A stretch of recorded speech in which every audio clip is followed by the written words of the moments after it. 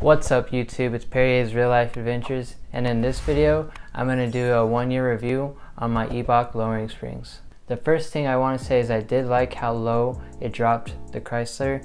I know it went about 1 and some change inches down. It was like 1.2 or something like that inches down. This is the Pro kit, by the way. I wish I had got the Sport line kit because I believe it's like half an inch lower, but I accidentally got the Pro kit.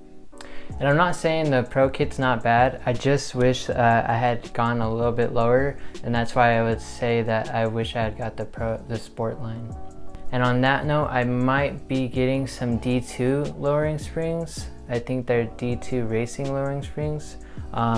They dropped that about 2 inches on the rear and then like 1.8 inches on the front.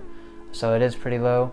I'm not for sure on that because I don't know, I kind of like how it doesn't like always scrape on everything. I don't know if I'm going lower I'll start to scrape a little bit more. It just, with the height I got, it doesn't really scrape. Plus the D2 lowering springs are only like 200 bucks compared to the Sport line or the Pro kit. Those are like 300 plus. Alright, and back to the Pro kit. I know the quality of this is pretty nice. It is a little stiffer than the stock springs, but it does feel really good around like curves and turns. I'll specifically be talking about curves. It hugs it a little bit better. Turns, it's such a big car, so it's kind of weird with turns, but like curves, like if you're going around a slight curve, it definitely hugs the ground a lot more. And I'm not for sure if this actually improved the handling, but when I do go over speed bumps, I do scrape a little bit on my mud flaps, but I'm almost positive if I took off my mud flaps and just rode it like that, I wouldn't scrape on anything.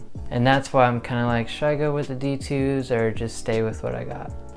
One thing I did want to mention, when I did do the springs on mine, I did have to replace a lower control arm on the front.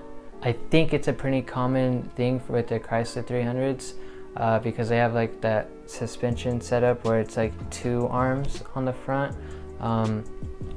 Usually cars will have like some kind of A-arm or just maybe 1 arm, but these are 2 completely separate arms. So the suspension is a little bit different and it causes those arms to wear a little bit more. So if you were to do these and you don't know if they've gotten replaced, maybe check them and do them all at once, because the arms are literally, you're gonna have to pretty much take out the arm anyways.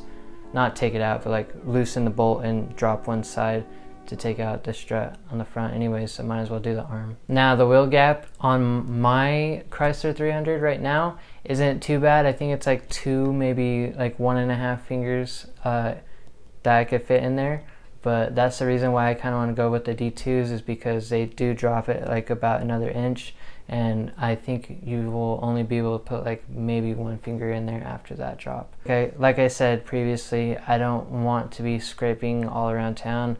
That's kind of just a hassle to me if I have to scrape my car around town just to get by. Right now where it sits, it's almost perfect. I never scrape, except for my mud flaps, like I said. Alright, and that's going to do it for this 1-year review. My last comment is going to be, the springs are definitely good. If you just want a little bit more aggressive, a little bit lower, go for these. If you want it to go really low, I would definitely go for the D2s. I personally haven't ridden on them yet, but that's probably what I'm going to test out next and see maybe what I like more, and then choose from there just to give my honest opinion on both of them. That's going to do it for this video. If you made it this far, why don't you go ahead and drop a like and smash that subscribe button, and I'll see you guys in the next one. Thanks guys.